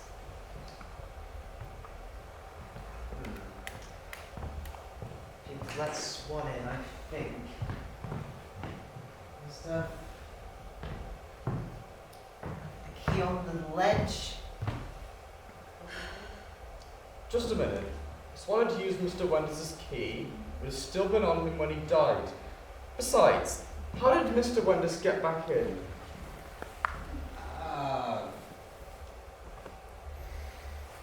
Kind of let himself in? I mean, yeah, he did. That was established at the trial. So she could have let him in. Well, come on, Max. It's your move. Oh. I didn't think this far ahead. All right, Mr. Halliday, this is all very interesting, but this isn't what I came for. But she's been hanged tomorrow. The only thing that I care about is when Mr. Wenders got all his money. That's all.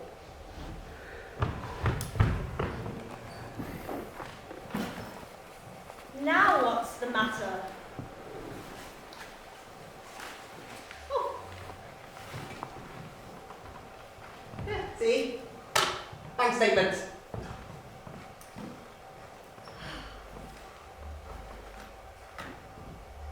Hasn't drawn any large sums from his bank. But Nothing over £53. Yep, says here, taking out 30, 29, 40, 49, 25. He's been saving this up ever since. Of course. I may have been planning this all for years. Where did you get the money? Are you sure you want to know? I warn you, Max. You won't like it. Just tell me. Well, you asked for it. When she called me back at the party, I found her kneeling beside Swan and going through his pockets. She said that he had something of hers, but he couldn't find it. She was almost hysterical, Max. And that's why I wouldn't let the police speak to her. In that state she was in, she would have told every lie under the sun. And then the next morning, she showed up with that money, all in £1 notes, and said, if anything happens to me, don't let them find this. After she was arrested, I took the money in that case to the train station and I left it in the check room. Whenever I needed money, I took it out, drew the money, and left it in some other check room. I knew that if it was found, she'd never stand a chance. You see, she was just about to give it to him when she killed him herself. You expected anyone to believe this? I've really no idea. What about it, Inspector? Well, it does fit in with the verdict of the trial. This is a matter of life and death. She's being hanged tomorrow. Do I have to repeat myself? Look, this has been out of my hands for months. There's been a trial and an appeal. I think you ought to go, Max. Perhaps I will. And remind me, you've both written your will, haven't you? Yes? And you're the main beneficiary. Yes. So what if she found out about all of this? She would deny it, of course. And she could change her will! And you would have done all of this for nothing!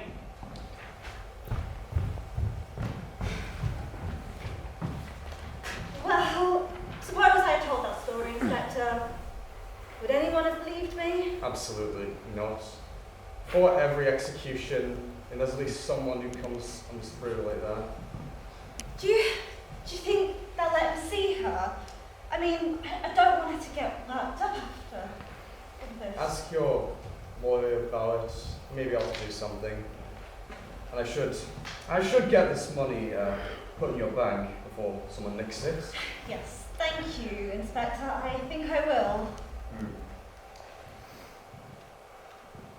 Oh, by the way, there are a few things belonging to Mrs. Wendis that are currently at the police station.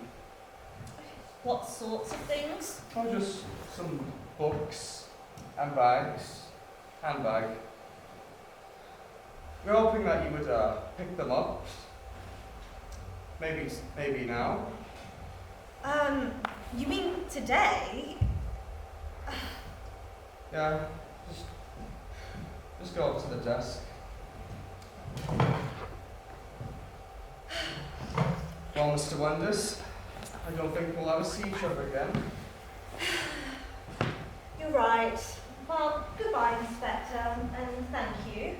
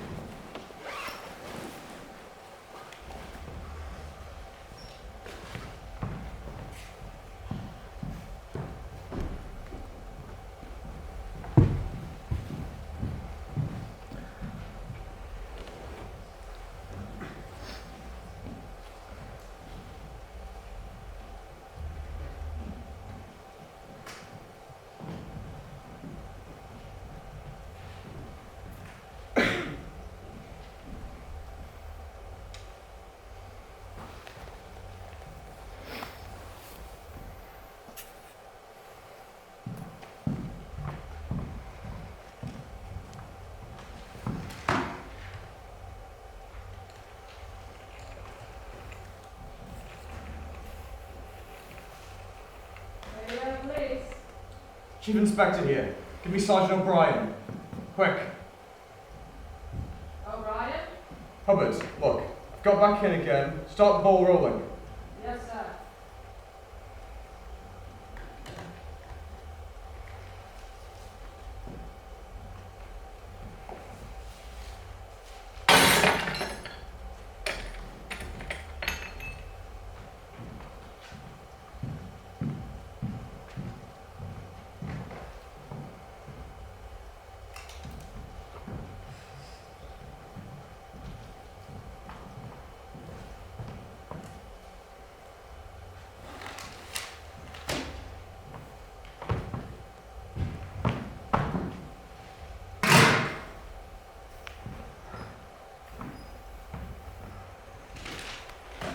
What are you up to? Where is it? Never mind that. Get out of here now. Have you got it? Shut up. Don't be so loud. Listen here. If you want to save Mrs. Wendis, just do exactly what I tell you. Because I'm going to. I will handle this. Okay? You.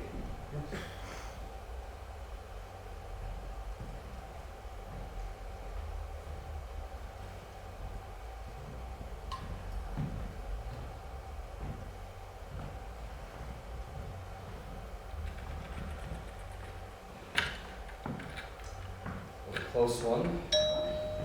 I should have locked you up for that. Talk about flat-footed policemen.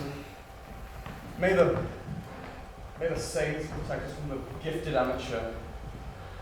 What is going on here? You better prepare yourself for a surprise, Mr. Halliday.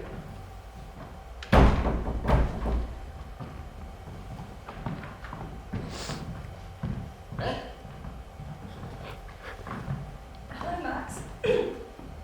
Where's Tony? We don't know.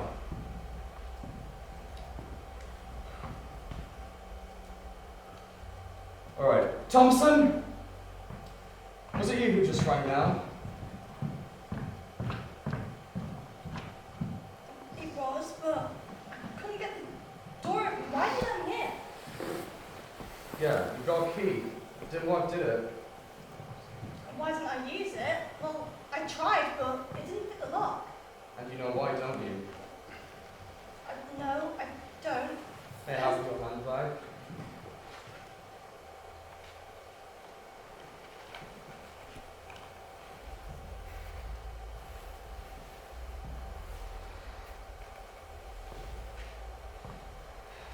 You knew that that key wasn't yours, didn't you? No, I didn't. No. Your husband has explained this already. Can you tell us everything about it now? Explain what? I don't understand. No, I don't believe you do. Sit down, will you?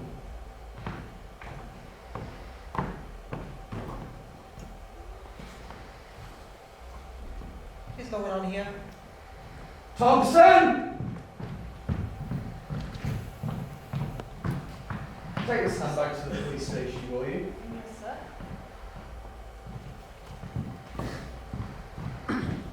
Wait. Hang on, you clot!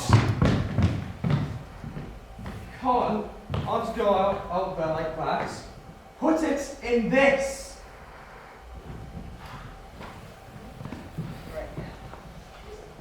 What are you doing here, Marco? I don't know. About an hour ago, the warden came to see me.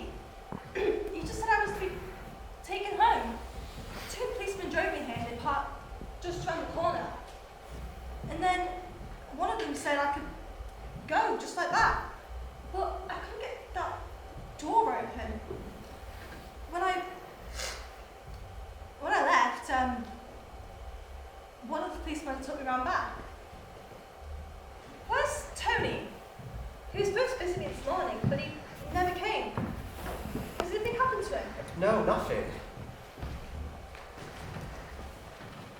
Okay, Inspector, can you please tell me what is happening here? Mrs. Wenders, what I've got to tell you may come as a shock. Go on. We have reason to believe that your husband had planned to murder you. Well, yeah, I knew that. Have you suspected that already? Yeah. Max and I tried to figure it out.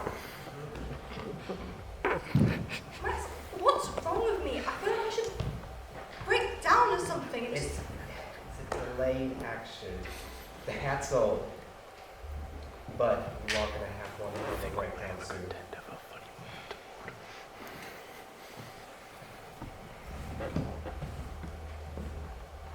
Yet, Well, the first clue came quite by accident. We discovered that your husband had been spending large numbers of pound notes all over the place, ran into over £300, and it appeared to have started about the time you were arrested. Now, I found out where he got that money and how. And then I remembered, after you were arrested, you searched his flash, and I saw a copy of his bank statement on that desk.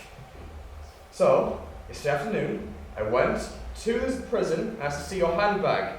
And while I was there doing this, I managed to lift your latchkey. Highly irregular, of course, but my bum was up. Then, this morning, when your husband was out, I came here to look at his bank statement. I never saw it because I never got through the door, you see. Key I take from your handbag didn't fit the lock. Oh. Don't make a sound.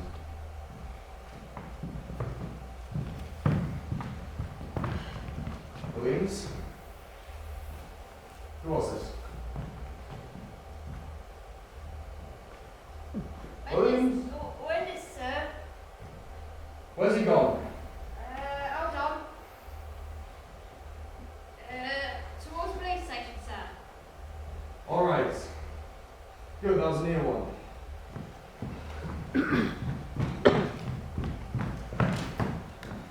Mayville Police. Yes, sir, O'Brien. Okay. Here. Look, O'Brien, he's found out about his raincoat. Just came back and couldn't get in. I think he's on his way to the station now. Has Thompson arrived with the handbag? Yes, sir. Good. Now look, give Wendus those books and the handbag. And make sure he sees the key. Then we can check the contents and sign for it. If he wants his own key and raincoat, tell him I've gone to Glasgow. Yes, sir. Any questions? No questions. Right, going back when you leave the station. Well, Mr. Halliday, have you figured it out yet?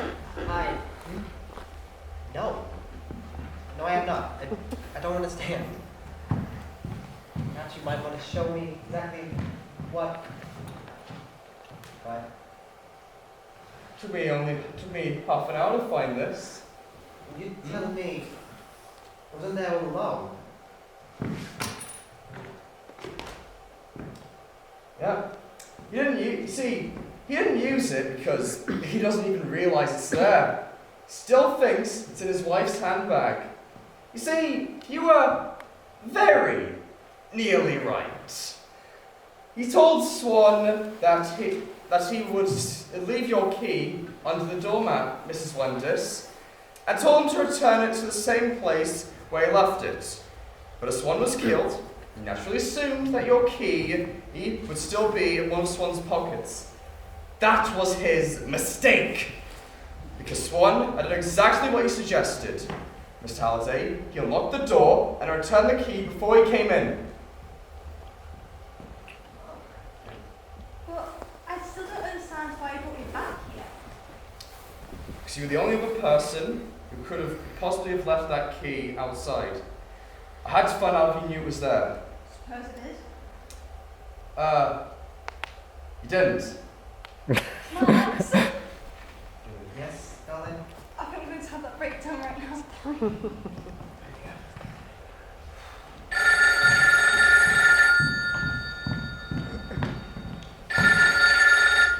O'Brien? Yes, sir. He's just left the station. Right. Try and hold on a little longer. Yes. Williams? Sir? He's just left the station. Give me a thump if he comes by. All right, sir.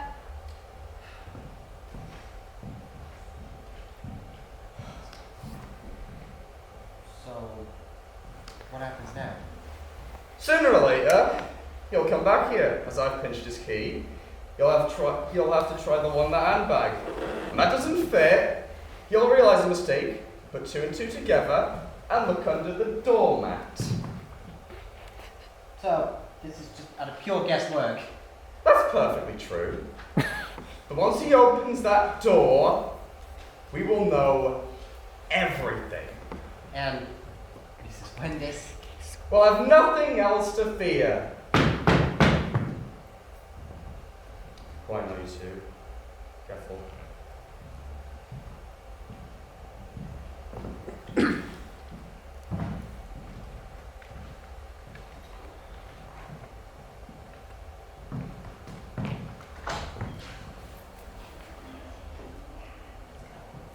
see the broken glass?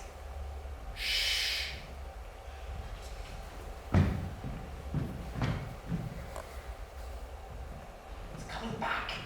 Oh, he's remembered.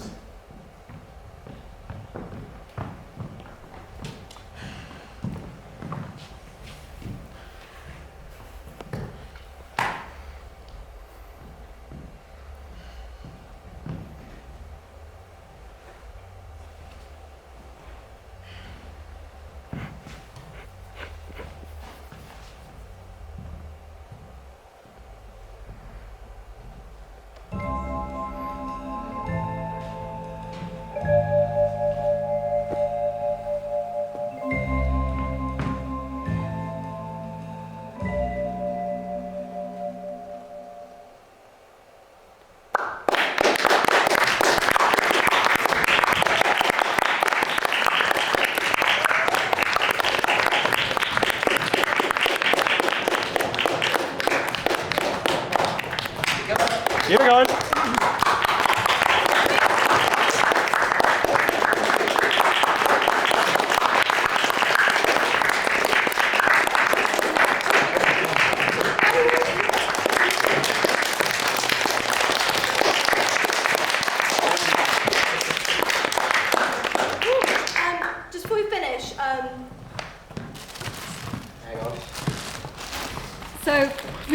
working with Vicky, our gorgeous director.